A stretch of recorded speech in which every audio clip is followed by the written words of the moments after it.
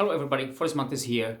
Today I will do very short, some final conclusion about Extrema Ratio Shrapnel One, because when I did the outdoor video, my camera was kind of weird working, so I don't know what's going on there. So that's why I do this one, and I'll check that what's going on. So something in the end of that. So Extrema Ratio Shrapnel One after the testing and everything.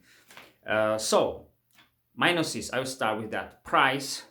Today is about 263 US dollars, which is for me kind of high price for that materials. You go there, I mean N690 steel, which is some mid-range steel, as I said, but it's not as bad as it could be. But and I saw the knife about $30-40 cheaper, depend on version and where you buy it. So you can have it for, let's say, $230 US. If you like it, then up to you. The sheath is the biggest problem. What I mentioned, that I'm wearing the sheath here. This is the sheath, and the problem is when you stick the knife there. So you can tie it up with one snap, and of course secure it with the second snap. So you got it somewhere like that, and now you're fine. That's absolutely fine. But if you want to take the knife out, so you have to unsnap these two, which is, as you can see, not that easy. But when you do that and you want to have it in some kind of ready position, just secure with one snap, this won't happen. And there is no way how to do it in different way. It doesn't matter if you stick this loop and snap it more on the top or of course on the bottom. It's just like that. So it doesn't work in that way. Even if you snap it here and go over that, it will be still like that. So it's definitely kind of weird. And I didn't find how to carry the knife only with the sheath. Only if I add some clip, as I mentioned, that if I add some clip there, and it will be too high simply, on your belts, because the clip will be like that about here. So all these will be above your belt. So too much for me. That's why I've made. It's already done. It's already finished. I've made a Kydex sheath for myself, and it is there. CVV tech lock, sorry, CVV lock, sorry, T lock, I believe they call it something like that, and I'm pretty fine, and I will do something a little bit more with that. It's not a full tank, which could be for someone problem, not for me. But as I said, you can take the flat screwdriver easy, which you can have on every multi-tool knife, and simply it's easy like that. It's big enough. There even you can have a coin and unscrew it with a coin, and then just you pull all this out without any problems. So there are two screws, male and female. You unscrew one side, you have to push out the second part, because the one covers from one side to the end of the steel, and the male screw goes through into that. So it's pretty secure. Absolutely great. It's easy. And what's plus, so I'll go to that later, but you can buy the new one, new handle, as I mentioned. Okay, carry on. The material of the handle, 4-pin, it could be for somebody, it's soft. So the problem is you can destroy that. That's the point. Why is it on minus side? You can destroy it, as I said, when I made the Kydex sheath. You see these scratches because the Kydex is hard plastic. So when you try to mold it, something like that, so you can scratch it, you can damage it. So as I did here, as I said, in the other hand, you can buy another one, new one, for, as I said, $55 US, or the new, maybe I saw only this color, but you can buy maybe even the black handle. So maybe you can change it for whatever you want, made a black Kydex, and you will have completely new design of that, which is not bad. Okay, and it can't throw many sparks. It can throw some sparks, as you can see on the in-use video, but this is not definitely not the spark thrower. So okay, that was the minuses, what I remember. The pluses: quality. It's high quality knife, guys. Really, everything fits really nicely. Nice design.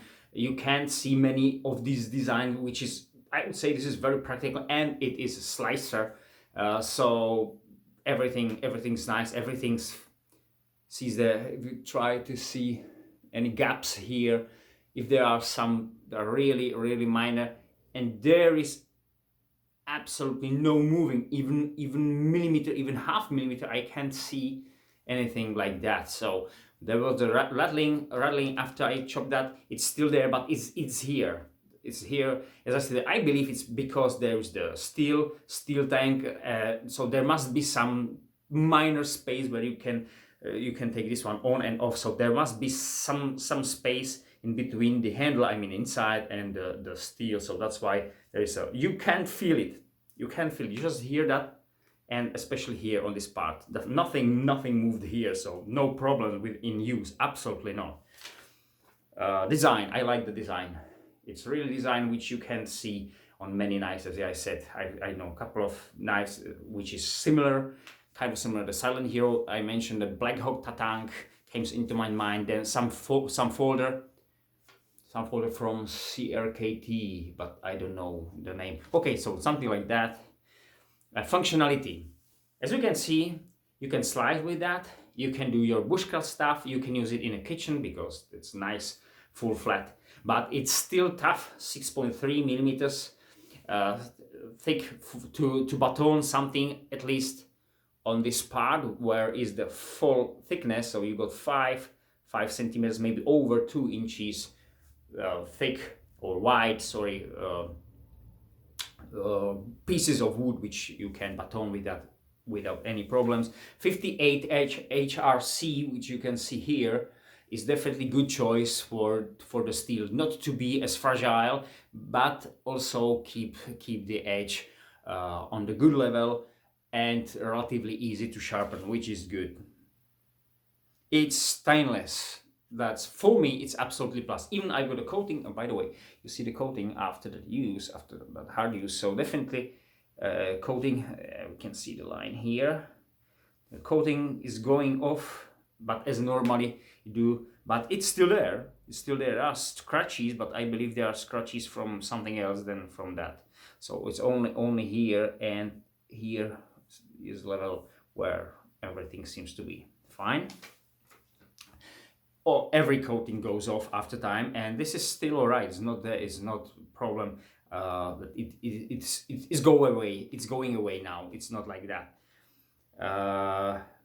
The secondary bevel, 0.7 of millimeter, as I said, great. Makes the knife a good slicer. Not 0.6 as I've got on 1 or 2 knives, I believe, which are even better slicer, but of course with sacrificing of some edge toughness. And the handle, I mentioned that for the soft material and this one. On the other hand, I always forget that. On the other hand, it's soft. It's kind of warm. There is some kind of texture. I don't know how to say that, but when I use it, even in the gloves, that was absolutely fine. So as I said, not cold in winter. Yesterday I did the test yesterday, and it was, as I said, 2-3 degrees of Celsius, and that was really cold. I spent a couple of hours outside, and that was really cold. So to have some knife which you can use even without gloves, which will not freeze your hand, is for me something as a plus, of course. And as I said, you can chop with that. Even this is not the best chopper, of course. It's not made for chopping.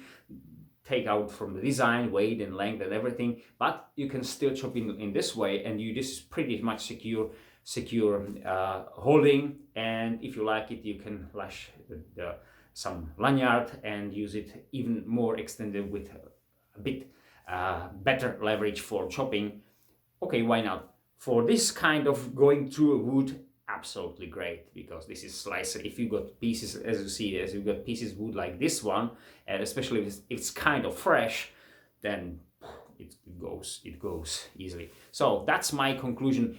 If I recommend this knife, Absolutely yes. If you don't care about it's a little bit higher price than normally, this is a really good knife. Especially what I've bought it for is as a company knife for any big knife, any my tracker. I mean the bigger. Not sure if I will carry this one and T3 because they are very close in size. So I'm not sure, but for T1, why not T3? But okay, T1 trackers, so the heavy one, 600 grams, chopper, splitter, and everything. And this could be the slicer or my bark river, even bigger, so better chopper and everything. But for the delicate task, for food prep and these things, much more easy, better handling and everything. And stainless steel, as I said, so A2 tool steel isn't stainless steel, so it could catch rust, and it could. 1095, it's catching rust very fast, as I said many times. So that's the way I talk. I don't have it here. Yesterday I had with me the T4 tracker, the small one, which I used for kindling. It was slightly better for it, and you don't know you got it on belt, so you got two knives with different purposes, one for chopping, splitting, and the other for do some small task if you need it, with a little saw bag on it. Great combo. Anyway, that's the knife. Thank you very much. Have a nice time. Bye.